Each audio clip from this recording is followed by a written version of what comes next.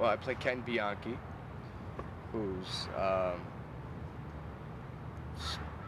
became sort of world renowned for this killing spree that he went on in the late 70s with his cousin, Angelo Buono. They're known as the Hillside Stranglers. Have you ever played a real-life character before? I have. There's something, I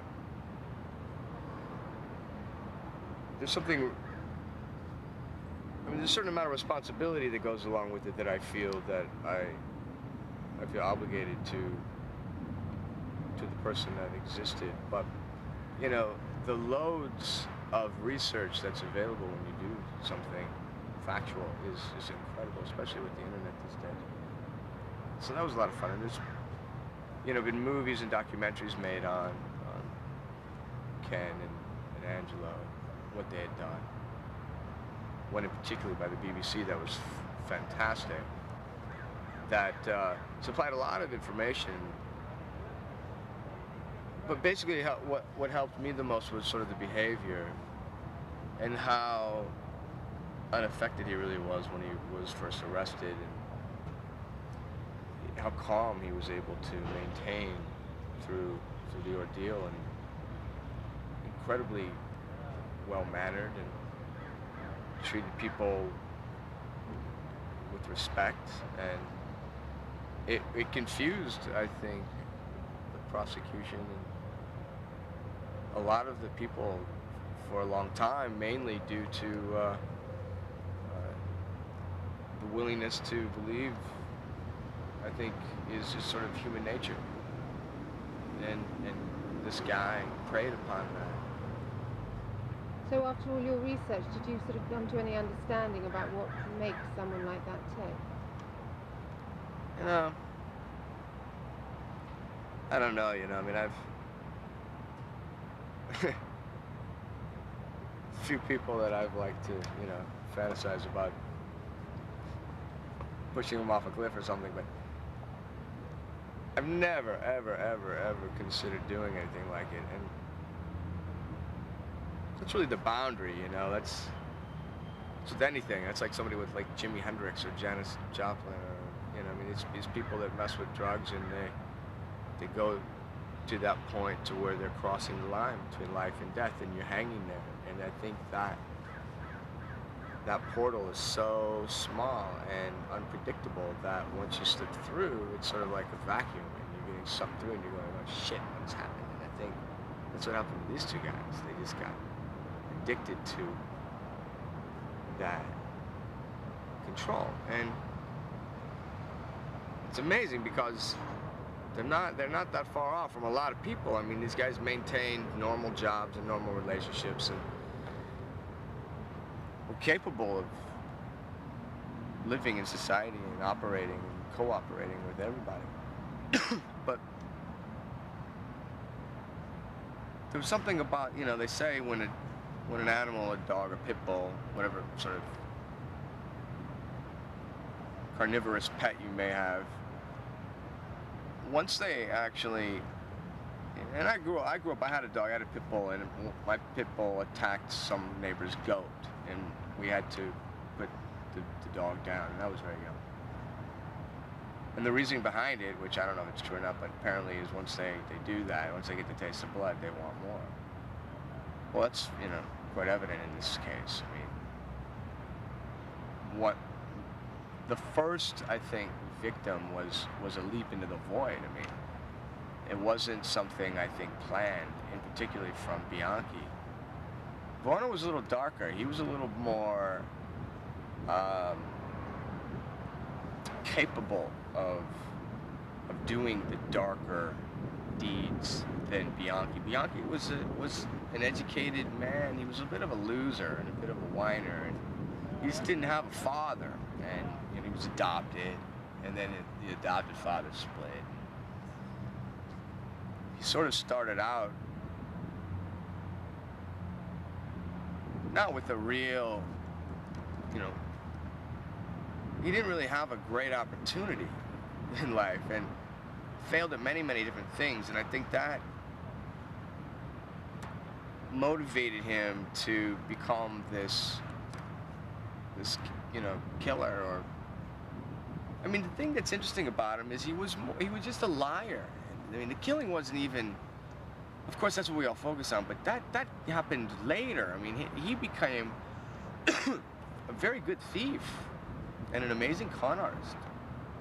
He was a liar, and he would do anything to get his way. And he was a pretty good actor. I mean, there's footage of him trying to convince professionals who had 50 years under their belt of psychiatric training that he was schizophrenic, or, basically claimed that he had multiple personality disorder, and he convinced a lot of people. He was a smart guy, this guy, and that's what I found to be so intriguing when I started to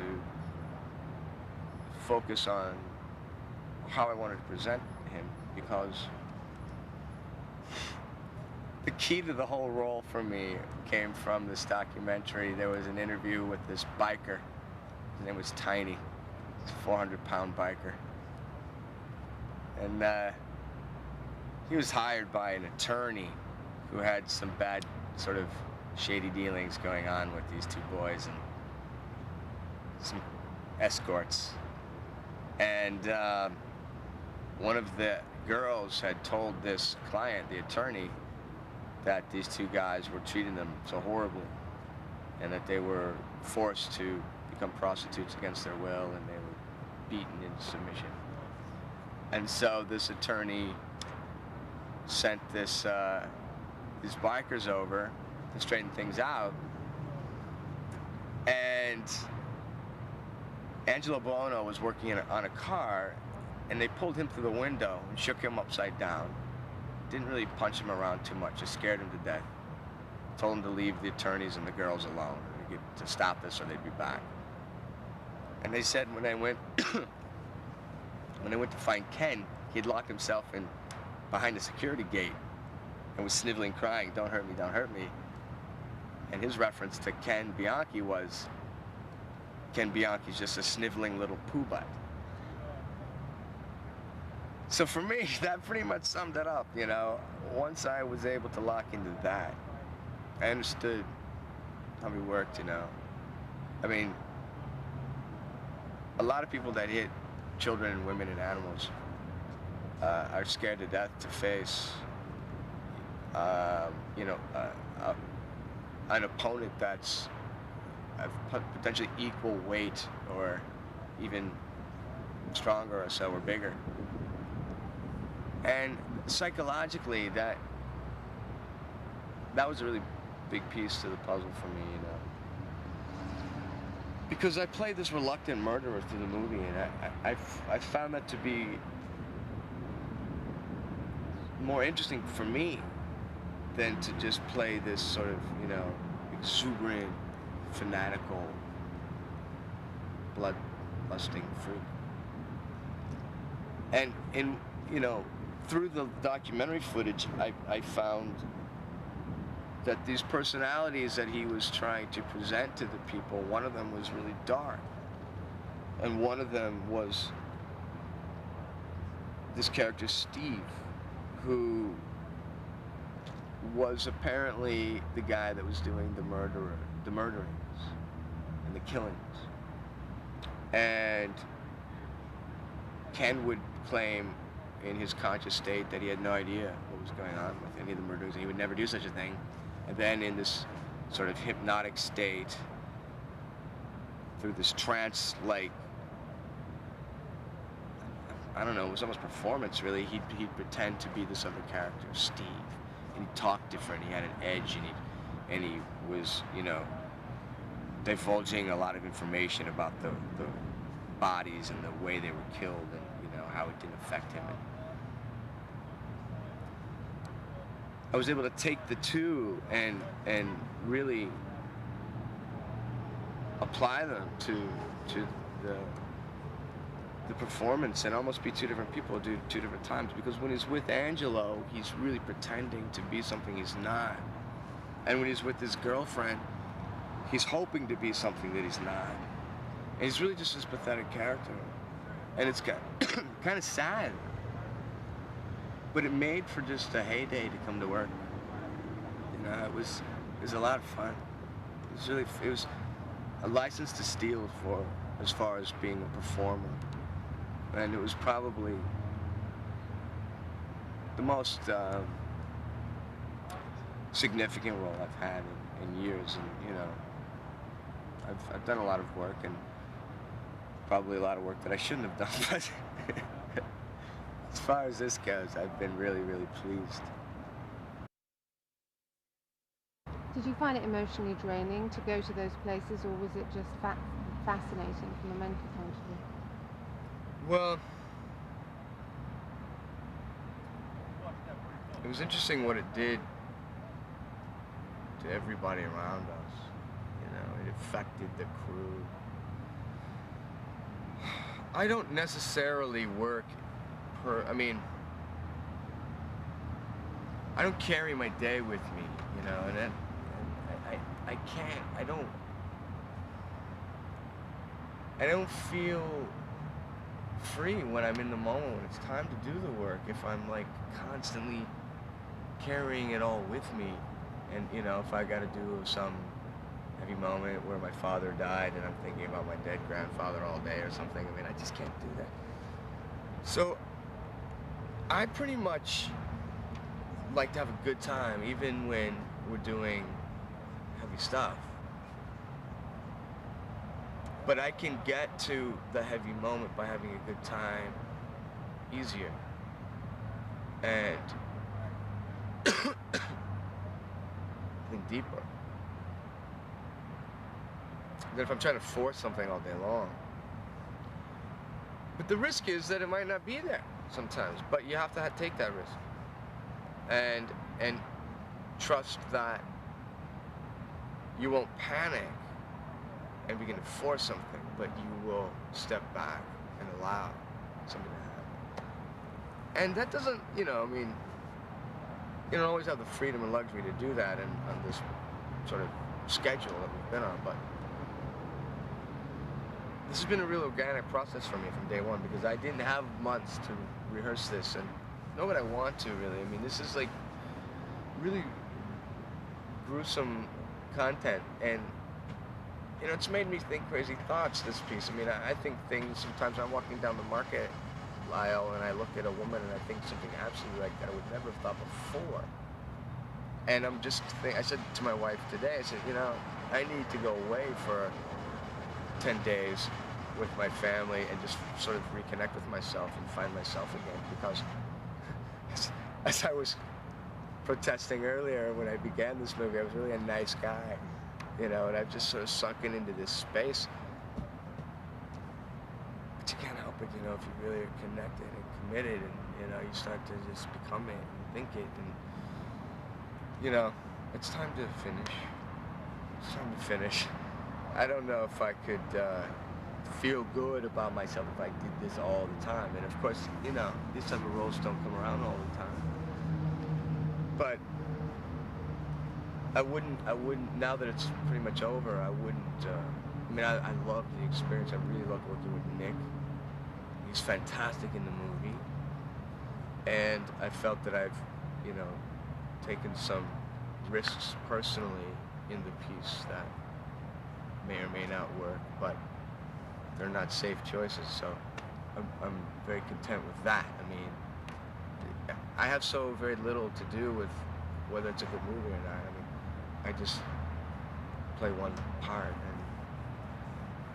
and, you know, I'm able to do the best with what little I have, and hopefully the symphony will come together, you know. I'm just playing one instrument, playing the shit out of it, but it's like, you know, we gotta all be heard. And I don't know if it's good or not, but I'm beating up the drums. The arena that was given to me to work in, which is phenomenal. And that, you know, our producer, Hamish McAlpine, really took a risk with me, I think, giving me this role. There was some chaos with the casting, and everybody wanted different people. Somehow I emerged, approached, and I think, you know, I really owe something to him personally, because this role really affected me as an artist, and you know, you take a little something with you from each piece, and I think it's going to help me in the long run overall, this experience. And I've been sort of in the wings waiting for somebody to take a little risk with me, you know, give me a shot, because a lot of people think they know my work, and a lot of people do, but a lot of people don't. And I was really happy to be able to get in the game, you know, just play. I hope it all works out great. So you enjoyed working with Nick and with the director? Yeah, yeah. I mean, there was a real freedom and a sense of, you know, trust from day one between Nick and myself. I mean, Nick and I were basically thrown into the fire. On day one, we were, you know, raping and murdering. I mean, it was absolutely crazy. And then I realized, okay, what kind of movie we were beginning to make. And I think each day, Nick and I challenged each other to the job at hand, and you know, of course, with the respect to the actresses who were playing the victims, apart from that, I mean, we really gave it everything we could, and it's pretty visceral, it's real, it's scary, it's a real, like, you know, these type of movies scare me more than like monster movies or horror movies. I mean, these movies are just, it's factual, and things like this happen, and it's very frightening to think that somebody could go through 2 hours of sheer torture and misery and hell and love it. It's scary. But why do you think people are so fascinated with serial killers? And because they're, you know, they keep doing movies about serial killers and people just love them. Well, you know, it's just train wreck TV. I mean, people just love to stare at the horror.